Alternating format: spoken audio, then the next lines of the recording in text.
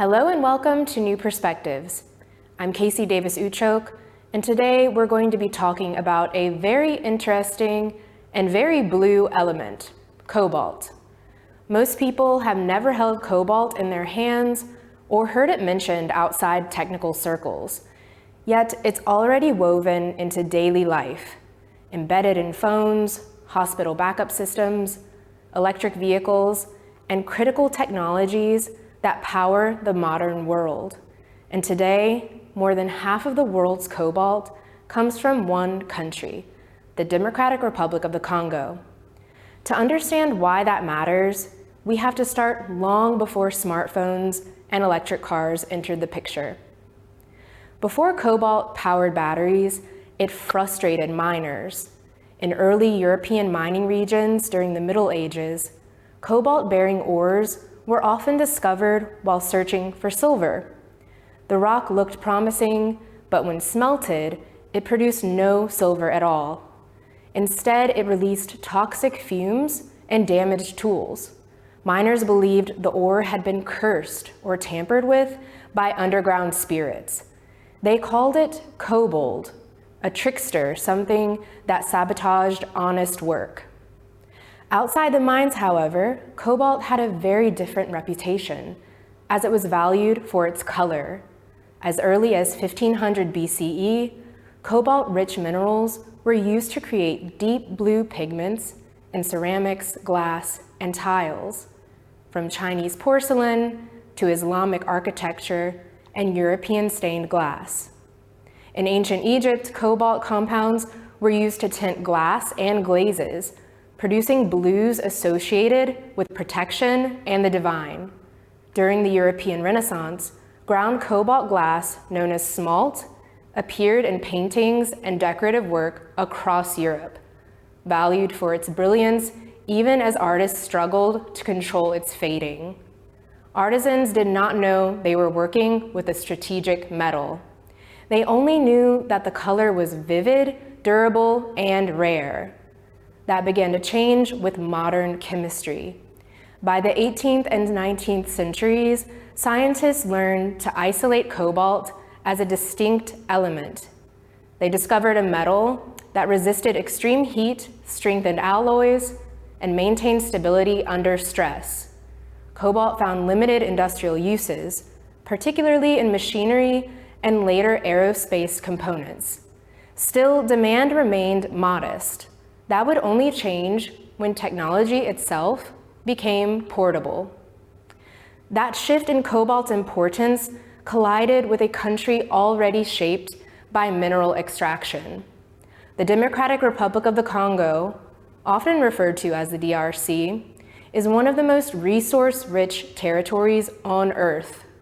Copper, gold, diamonds, tin, uranium, and cobalt all lie beneath its soil in extraordinary quantities.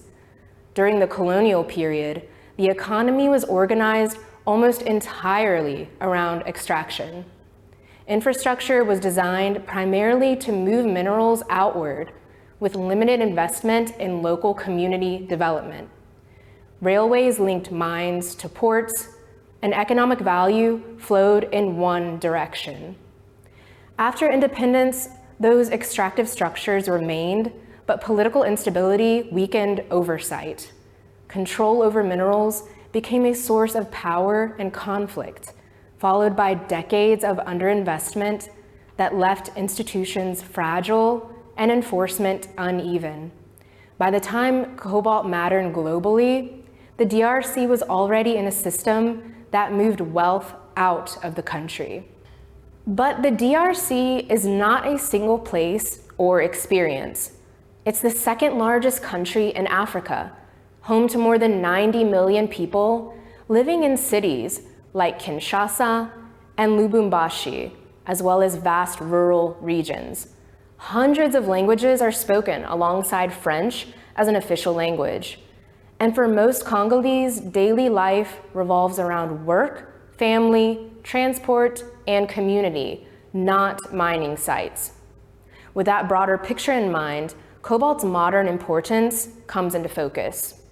And one specific thing came into play that made cobalt much more desirable: a battery.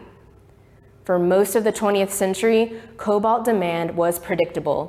It was used in jet engines, cutting tools, and specialized industrial alloys. Then came the lithium-ion battery. Lithium-ion batteries made truly portable electronics possible, but early versions were unstable. They overheated, degraded quickly, and posed safety risks. Cobalt helped solve those problems. When used in battery cathodes, it stabilized chemical reactions, reduced overheating, and extended battery life. As mobile phones spread globally, cobalt demand surged. Electric vehicles pushed it further. Each EV requires far more cobalt than a phone or a laptop. What had once been a niche industrial metal became a foundation of modern energy storage. This transformation happened faster than supply chains were designed to handle. Cobalt exists in many parts of the world, but nowhere does it occur in the concentrations found in southern Congo. In the DRC, cobalt often appears alongside copper deposits near the surface, making extraction comparatively efficient and scalable. By the early 2000s, the DRC had become the world's largest cobalt producer. Today, it supplies roughly 70% of global output.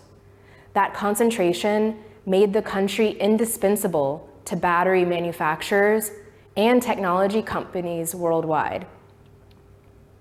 But mining requires capital, processing capacity, and access to global markets. The DRC's historical disadvantages in those areas meant that while cobalt flowed out, much of the value did not stay behind.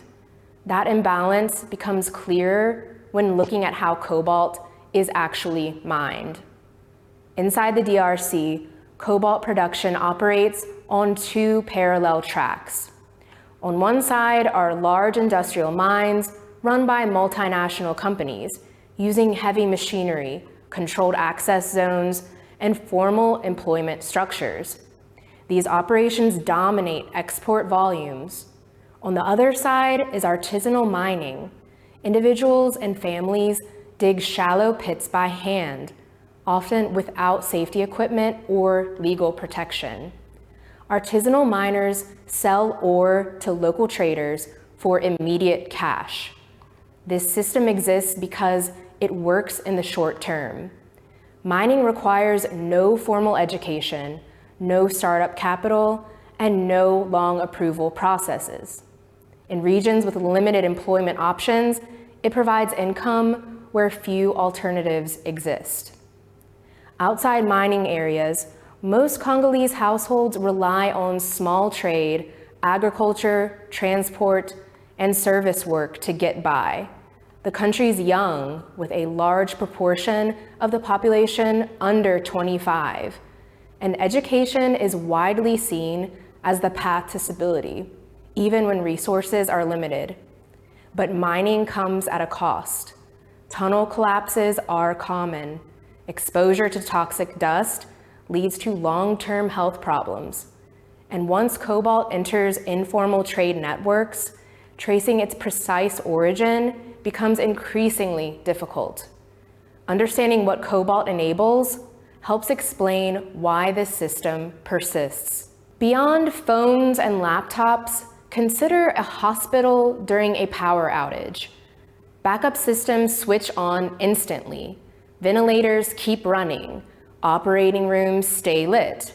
That continuity depends on energy storage systems designed to remain stable under pressure, the kind of stability cobalt helps provide.